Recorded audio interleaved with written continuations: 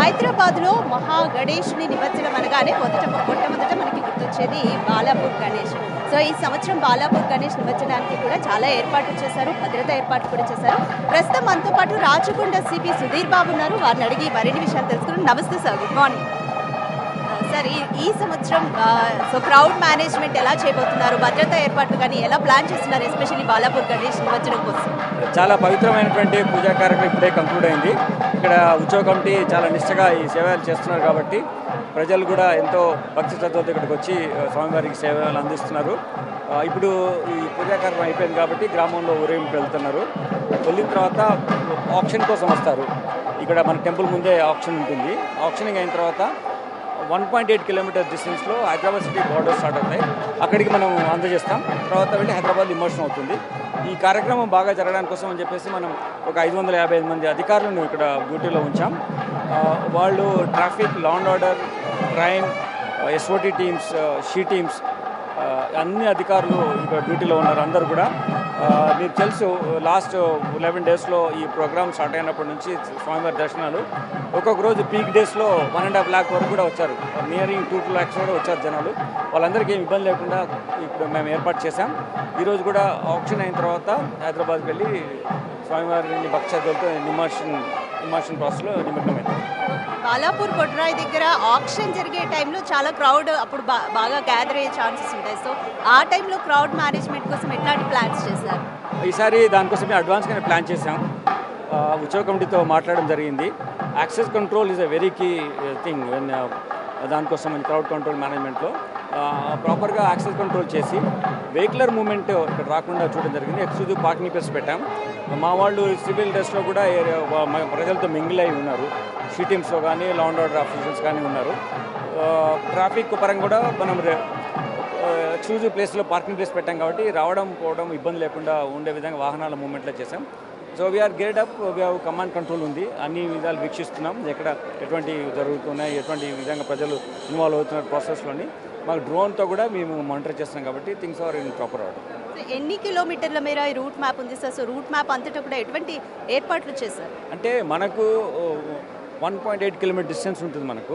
దాని తర్వాత మనం హైదరాబాద్ సిటీకి హ్యాండ్ ఓవర్ చేస్తాం. ఈ 1.8 కిలోమీటర్ జరిగినటువంటి బందోబస్తు మనం వేసుకున్నాం.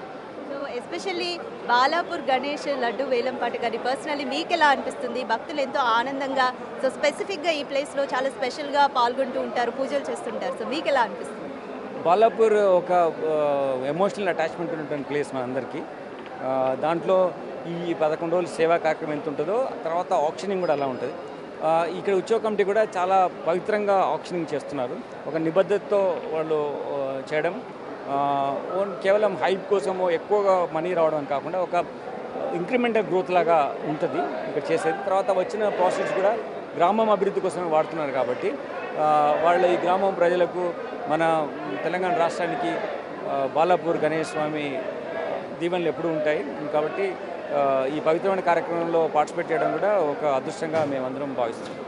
Thank you sir, thank you so much.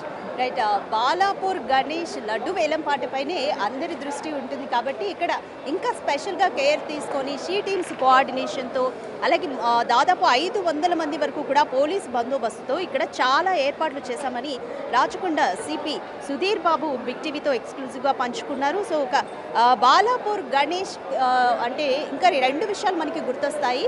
Balapur Ganesh మండపాన్ని ఏ ఆలయ నమూనాతో అలంకరించారు, అలాగే లడ్డు వేలంపాట ఎంత ధరకు ఈ సంవత్సరం పలకబోతుంది. సో ఈ 2 విషయాలపైనే అందరి దృష్టి ఉంటుంది. ఈ సంవత్సరం చాలా స్పెషల్గా మన యాదగిరి గుట్ట దగ్గర ఉన్నటువంటి స్వర్ణగిరి వెంకటేశ్వర స్వామి ఆలయ నమూనాలో ఈ బాలాపూర్ గణేష్ మండపాన్ని ఏర్పాటు చేశారు. సో ఆలయం ఎంట్రీ నుంచి కూడా, అంటే మండపం ఎంట్రీ నుంచి కూడా కంప్లీట్ మనం, అంటే ఎవరైనా స్వర్ణగిరి దేవాలయం చూడని వాళ్ళు ఉంటే స్వర్ణగిరి దేవాలయాన్ని ఇంకా చూడక్కర్లేదు అన్నట్టుగా అంతగా రీక్రియేట్ చేశారు. సో ఎదురుగా మనకి కొలనులో అనంత పద్మనాభ స్వామి దర్శనమిస్తారు. ఇంకా లోపలికి వచ్చాక శ్రీవారిని దర్శించుకొని మనం గణనాథుని కూడా దర్శించుకోవచ్చు. ఒకసారి గణేష్ కూడా, అంటే ఇక్కడ గణేష్ విగ్రహానికి కూడా చాలా ప్రత్యేకతలు ఉంటాయి. ఒకసారి మీరు గణేష్ విగ్రహాన్ని చూడొచ్చు. సో చెవులు కదులుతున్నాయి, పైన శివుడు కూడా మనకి కదులుతూ కూడా దర్శనం ఇస్తున్నాడు చూడొచ్చుగా.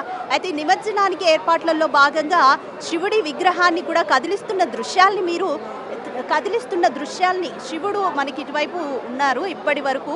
సో గంగమ్మ తల్లిని మోస్తున్న శివుడు గణపయ్య శిరస్సు మీద కొలువై ఉన్న విగ్రహము ఈరోజు నిమజ్జనానికి రెడీ చేస్తూ కూడా శివుడి విగ్రహాన్ని తీస్తున్నారు. అయితే ఇప్పుడు ఇంకా బాలాపూర్ గణేష్ విగ్రహ ప్రత్యేకతలు చూసుకుంటే చెవులు కూడా కదులుతూ భక్తుల కోరికలను వింటున్నాడా ఆ గణనాథుడు అన్నంత చాలా కన్నులకు ఇంపుగా ఉంటుందన్నమాట.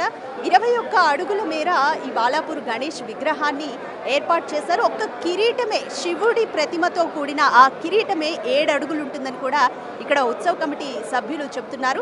ఇక విగ్రహ ప్రత్యేకతలు చూసుకున్న తర్వాత ఇక ముఖ్యంగా మనం మాట్లాడుకోవాల్సింది లడ్డు గురించి. సో 21 కేజీల లడ్డూని వెండి పళ్ళెంలో పెట్టి తాపేశ్వరం నుంచి ఈ లడ్డూను రెడీ చేసి తీసుకొస్తారు ఉమామహేశ్వరరావు గారు. సో ఆయన కూడా 15 సంవత్సరాల నుంచి కూడా ఈ లడ్డూను ప్రిపేర్ చేసి బాలాపూర్ గణేష్కి వితరణ చేస్తున్నారు, ప్రసాద వితరణ అయితే చేస్తున్నారు.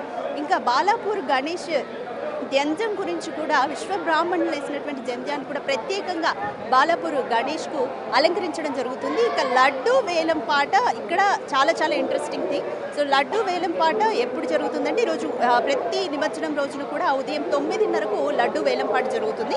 ఈ బాలాపూర్ గ్రామం అంతా కూడా కాలనీ లాగా ఒక రౌండ్ షేప్లో ఉంటుందన్నమాట. ఇక్కడ నుంచి ఈ మండపం నుంచి శోభాయాత్ర స్టార్ట్ అయ్యి కాలనీలో ఉన్న గ్రామంలో ఉన్న ఇంటింటికి ముందు కూడా గణనాథుడు వెళ్తాడు. అక్కడ భక్తుల ఇంటి ముందు పూజలు అందుకుంటాడు.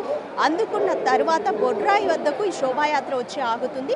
సో ఉదయం 9:30కు ఈ శోభాయాత్ర 9:30కు బొడ్రాయి వద్దకు చేరుకోగానే లడ్డు వేలం పాట అయితే స్టార్ట్ అవుతుంది. ఇక లడ్డు వేలం పాట ప్రాసెస్ని చూసుకున్నట్లయితే మాత్రం గణేష్ చతుర్థి రోజు నుంచి అంటే పండుగ మొదలైన రోజు నుంచి ఈ రోజు ఉదయం 7 గంటల వరకు కూడా ఈ వేలం పాటకు అప్లికేషన్లను స్వీకరిస్తారు. ఈ రోజు ఉదయం 7 గంటలకు అప్లికేషన్లు క్లోజ్ అయిపోతాయి.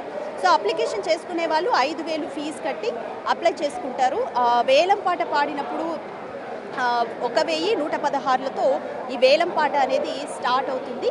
సో ఈ వేలం పాట ద్వారా వచ్చిన డబ్బును ప్రత్యేకంగా బాండ్ రాసుకుంటారు. వీళ్ళు బాండ్ రాసుకొని నెక్స్ట్ ఇయర్ గణేష్ నిమజ్జనంలోపు ఆ వేలం పాట పాడిన డబ్బును ఉత్సవ కమిటీకి అందజేస్తారు. సో ఇక్కడ ఉత్సవ కమిటీ కూడా ఆ డబ్బు మొత్తాన్ని గ్రామ అభివృద్ధి పనులకు వీటికే ఉపయోగిస్తారనేసి చెప్తున్నారు. సో ఒక విధంగా చెప్పాలంటే ఈ లడ్డు వేలం పాట ఈ బాలాపూర్కు ఎప్పుడు ఆశీర్వాదం అనేది చెప్పొచ్చు.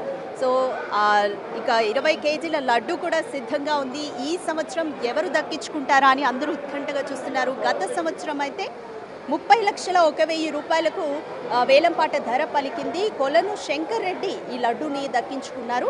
అసలు ఈ సెంటిమెంట్ ఎప్పటి నుంచి స్టార్ట్ అయింది అంటే 1994 నుంచే స్టార్ట్ అయింది.